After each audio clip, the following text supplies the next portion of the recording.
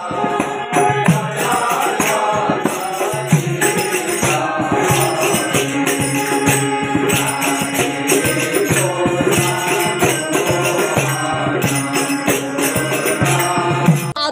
जुगरे समस्ते धर्मशास्त्र को पछरे पकाई आधुनिकता को जाबड़ी धरिछंती। निज निजर धर्म संस्कृति को पासरे देलेनी। धर्म नाम रे अधर्म करी लोकं को ठकुछंती। किंतु एबे भी किछि लोक अछंती पुराण शास्त्रर भजन गीत गोविंद को छाड़ी नांती। संध्या होइगले मठ मंदिर किंबा भागवत टोंगीरे भजन गीत गोविंद करुछंती। सेही भली ग्राम हेउछि गंजाम जिला धराकोट ब्लॉक जगमोहन पंचायत तिलोत्तमापुर शासन ग्राम। এই গ্রামে अधिकांश परिवार ब्राह्मण लोक। से समय धराकोट राजा राज्यर भलमंद विचार करने नव शासन बसाई।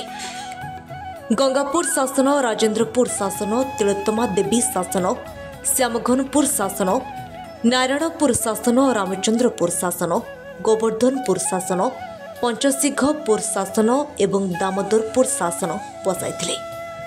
এই গ্রাম গুড়িকরে কেবল ব্রাহ্মণ পরিবার লোক রହୁଥିଲେ। রাজাଙ୍କୁ সত উপদেশ দেবা সহিত ভাল মন্দ বাଛ বিচার କରୁଥିଲେ। কিন্তু পর্যায়ক্রমে রাজতন্ত্র চালিগলা এবং ব্রাহ্মণ মানে নিজর পেট পোষিবা পাই কৌଳିକ ବୃତ୍ତି ଛାଡ଼ି ଅନ୍ୟ ପନ୍ଥା ଧରିଥିଲେ। କିନ୍ତୁ ନିଜ ଧର୍ମକୁ ଭୁଲି ନାହାନ୍ତି। ତିଲୋତ୍ତମା ଦେବୀପୁର ଶାସନ ଗ୍ରାମରେ ରହିଛି ମା ଦକ୍ଷିଣକାଳୀ ମନ୍ଦିର, ଯାହାକି ଶହ ଶହ ବର୍ଷ ଧରି ଏଠାରେ ମା ପୂଜା ପାଉଛନ୍ତି। ଏପରି ମୂର୍ତ୍ତି ଜିଲ୍ଲା କିମ୍ବା ଜିଲ୍ଲା ବାହାରେ ଦେଖିବାକୁ ମିଳିବ ନାହିଁ। ମା ଦେଖିବାକୁ ଯେତେ ସୁନ୍ଦର ସେତିକି ଭକ୍ତର ଦୁଃଖ ଦୂର କରନ୍ତି। ଯେଉଁ ଭକ୍ତ ନିଜ ଦୁଃଖକୁ ମାଙ୍କ ଆଗରେ ଜଣାଇ ସେହି ଭକ୍ତର ମନସ୍କାମନା ପୂରଣ ହୁଏ। ମାଙ୍କ ପାଖରେ ପ୍ରତିଦିନ ଅନ୍ନପ୍ରସାଦ ଭୋଗ ହୁଏ। ନବରାତ୍ର ଆଶ୍ୱିନ ମାସରେ ଷୋଡ଼ଶ ପୂଜା କାଳୀ ପୂଜା ବଡ଼ ଧୁମଧାମରେ ପାଳିତ ହୋଇଥାଏ। ଏଠାରେ ଚଣ୍ଡୀପାଠ କରାଯାଏ। ପ୍ରତିଦିନ ମାଙ୍କ ଆଗରେ ଗୀତ ଗୋବିନ୍ଦ ଏଠିକାର ବୟସ୍କ ଲୋକମାନେ କରନ୍ତି। ଏହା ଆଜି କାଲିର ନୁହେଁ, ବାପା ଜେଜେବାପା ଅମଳରୁ ଏଠାରେ ଏହି ଭଜନ ଚାଲି ଆସୁଛି। କୃଷ୍ଣଙ୍କ 10 ଅବତାର ଗୀତ ତାଳ ମୃଦଙ୍ଗ ବଜାଇ ବୋଲିଥାନ୍ତି। ତାହା ଶୁଣିବାକୁ ଅତି ମଧୁର ଲାଗେ। ସତେ ଯେପରି ଏଠିକାର ପରିବେଶ ନିଜ ମନକୁ ଶାନ୍ତି ମିଳିଥାଏ। ମାଙ୍କ ଭକ୍ତ ସନ୍ତୋଷ ଶତପଥୀ କୁହନ୍ତି ସେ ଜଣେ ରୋଗୀ। ହାର୍ଟ ଅପରେସନ୍ ହେବା ସହିତ ବ୍ରେନ୍ ଟ୍ୟୁମରରେ ଆକ୍ରାନ୍ତ ହୋଇ ମାଙ୍କ ସ୍ୱପ୍ନାଦେଶରୁ ଭଲ ହୋଇ ଆଜି ସମାଜରେ ରହିଛନ୍ତି। ତେଣୁ ପ୍ରତିଦିନ ମାଙ୍କ ପାଖରେ ବାଜା ବଜାଇ ଭଜନ ଗାଇଥାନ୍ତି। ବିଭିନ୍ନ ଭଜନ ଛନ୍ଦ ଚୌପଦୀ ବୋଲି ଏଠାକାର ଲୋକଙ୍କୁ ଆକୃଷ୍ଟ କରିଥାନ୍ତି। ନିଜେ ଏହି ଗୀତ ଗୋବିନ୍ଦକୁ ବଞ୍ଚାଇ ରଖିବା ସହିତ ଆଗାମୀ ଯୁବପିଢ଼ିକୁ ମଧ୍ୟ ଶିଖାଇଛନ୍ତି। ଏହାଦ୍ୱାରା ନିଜକୁ ଶାନ୍ତି ମିଳିବା ସହିତ ଦେଶର ସୁରକ୍ଷା ହୋଇପାରିବ। ମାଙ୍କ ଦୟାରୁ ସମସ୍ତେ ଗ୍ରାମର ଓ ଅଞ୍ଚଳ ଭଲରେ ରହିଛନ୍ତି। ପ୍ରତ୍ୟେକ ବିପଦ ସମୟରେ ମା ସେମାନଙ୍କୁ ରକ୍ଷା କରନ୍ତି। ମାଙ୍କ ନାମ ଧରି ଯାତ୍ରା ଆରମ୍ଭ କଲେ ସୁଫଳ ମିଳିଥାଏ। ସେଥିପାଇଁ ଏହି ସ୍ଥାନ ବର୍ଷ ବର୍ଷ ଧରି ବିଖ୍ୟାତ ହୋଇ ରହିଛି। आज आमर जो प्रहल्लाद नाटक पूर्वतन कलाकार मैंने जो प्रकार बंचई थे एवं आउ से जुग ना।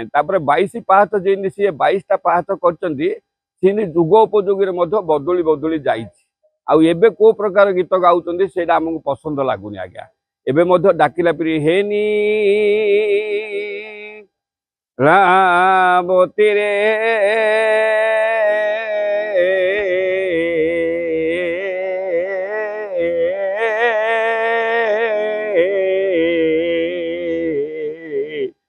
ए मोर सुवर्ण बरनी प्राण बांधवी। आज्ञा मोर परिचय तिलोत्तमा देवीपुर शासन निरंजन शतपथी। आज्ञा मत जो 14 वर्ष होता मुझे बड़ सिंहार कहले जयदेव भरती 10 अवतार शीतकमला कुच मंडल बदसी जदि किंचिदि दंतरुचि कौमुदी ये आमर भाईना आमर पिलादिन आमको आनिकी ये आमको नियुक्त कर कहवाक गले श्यामाकाली पूजा नवरात्र पूजा ये सब माँ इत्यादि 12 मास 13 पर्व रही से आम आसिक भजन कीर्तन करूँ माँ को गुणगान करूँ हमको बहुत शांति मिलता है और माँ तो आम प्रत्यक्ष और आराधना आम चल हाँ आज्ञा आमर प्राय आम गाँव 15-16 लोक आसुच्च समस्त हाथ में बाजा हो समस्त हाथ में हारिमिन केसिओ समस्ते बोली पारे समस्ते गाई पारे बजे पारे जेहेतु किए ना किए जड़े जदि आपण ना आपंकर पुओ आसवे आप पुओ जदि ना आपंकर ददा आसवे यही प्रकार भाव में आमर ये बड़ सिंहार चली आमर 18 वर्ष बयस सार आसिक संध्या समय भजन कीर्तन दश महाविद्या ये सब कर शांति लगुच आमर जनान ये सब भजन कीर्तन कर बहुत शांति लगे भाईचारा सृष्टि होती व्यक्ति द्वारा हाँ ये सार समस्त आसिक मन मिसेक समस्त चल भजन कर बयस बहुत खुशी लगुच केते वर्ष आरंभ कले आमर हो सार प्राय 12-14 वर्ष हम पिला भजन गीत आज्ञा केबुड़ गीत गाँधी मोर 18 बयस आमर बापा थे तो से विषय कला विषय मोर से भितर इंटरेस्ट थी नाम कार्यक्रम तो आमर पूर्वपुरुष अमल ये चली आम जाना पूरा पिला 7म 8म क्लास आम एगुड़ा सब आम भाई कुटुंब प्राय समस्ते अघर पिछा समस्ते आसती चलती सब मुख्य हूँ आमर गीत गोविंद ओडिसी चंपू भजन कीर्तन सब प्राय होता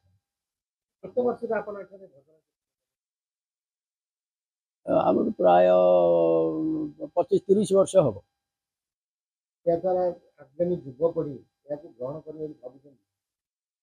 से तो आशा रखिकी आम आसुचु कहीं आम जो छाड़दे ताले आमर उत्तराधिकारी मैंने से भितर ज्ञान से आसबनी से आम चलता समय आम पिला केमी आनी लगेगा आम पर केमी यहीटा आम संस्कार गोटे चलती सब सरडारू मनोरंजन अधिकारी रिपोर्ट सकाळ खबर।